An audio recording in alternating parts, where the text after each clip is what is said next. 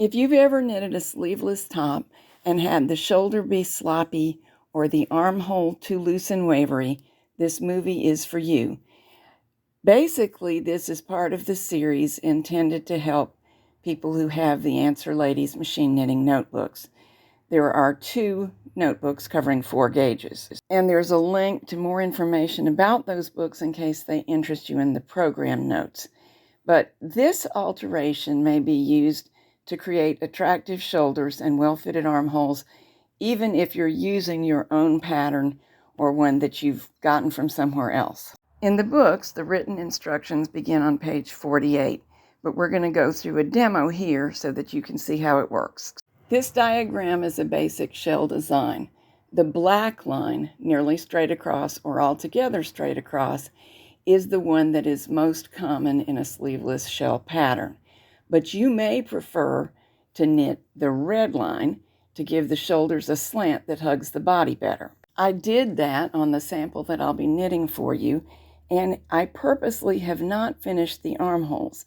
Normally we use the armhole trim to help neaten up the opening. But look, even without neatening, with it still rolling, it's pretty body hugging.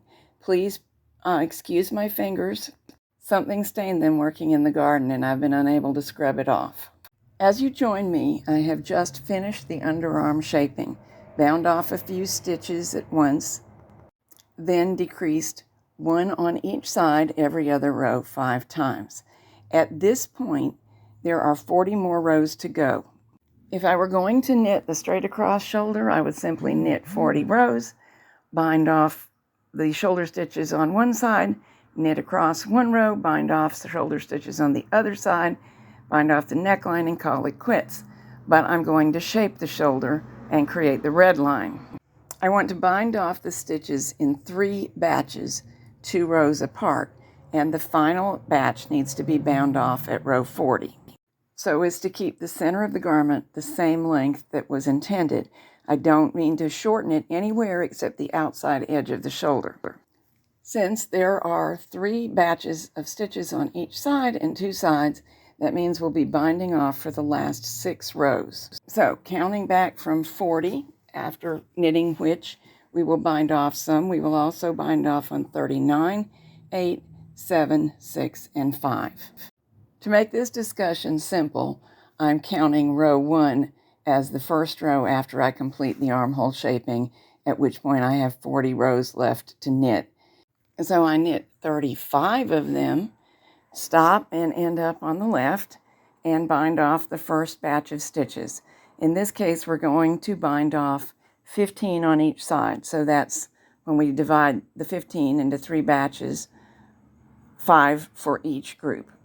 There go the first 5, and for the purposes of this little bit of binding off, I'm just using my fingertips because it's easier for me to keep them out of the way of the camera. So we'll knit row 36, bind off another 5, row 37, bind off the third group of 5, we're back on the left now, then row 38, bind off the fourth group of 5, row 39, bind off the last group on the left side, and row 40, bind off the final batch on the right side. So all the shoulder shaping is complete. And at this point, you will do what you have decided to do based on your pattern with the neckline. Usually, it's either bind off the remainder or knit 1 row and bind off the remainder. And here you can see the nice slanted shoulder line. And this is the back of the garment. The front must be done a little bit differently because of the front shaping on a neckline. Again, you join in the knitting after I have finished the armhole shaping, and there are 40 rows to go before the final bind off. However, there needs to be neckline shaping starting in 20 rows. The bottom of the front neckline will consist of the 3 center stitches, so I'll bring them forward and bind them off. And from this point onward, a front neckline has to be worked in halves. So we'll do the shaping for one side of the neckline and one shoulder with needles on the other side and hold. Make sure the carriage is set so that they will hold. And then we will move the carriage to the other side and repeat. My shaping for this particular neckline, and naturally it will vary with the size and the pattern, is to make 5 decreases at the neck edge every other row. So that'll take up the first 10 rows. So remember, of the 40 rows that go from underarm to top of shoulder, 20 were taken up to go to the bottom of the neckline. Another 10 were taken up just now, knitting the decreases. And that leaves 5 to be knitted until row 35 when we began the shaping for the back. But row 35 puts us in the center of the work. So row 36 is the row that we make our first bind off for the sweater front.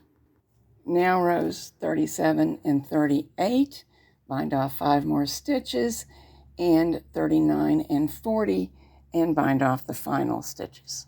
Once they are bound off, you'll see the nice slanted edge that we got, and we'll run the carriage across to the other side with the needle still in hold and repeat the same thing as a mirror image. Knit 10 rows, decreasing 1 at the neck edge every other row 5 times.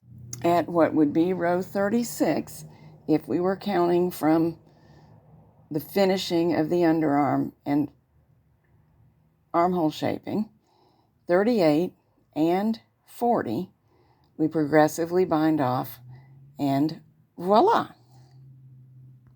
A nicely shaped neckline, plus graduated shoulders that will hug the body. They match each other, and they also match the back of the garment. A quick note: one decides how many stages to bind off in based on how many rows you want to shorten the outside edge of the garment. Between 1/2 and 1 inch is the most common. That may take you between 2 and 4 stages. Divide the stitches as evenly as possible between those stages, but the division need not be perfect. If you can't achieve 3 groups of 5, or 3 groups of 6, or 4 groups of 2, but you need 8 rows, do the best you can. In this case, if I had had 16 stitches to work with rather than 15, 2 groups of 5 and 1 group of 6 would have been fine.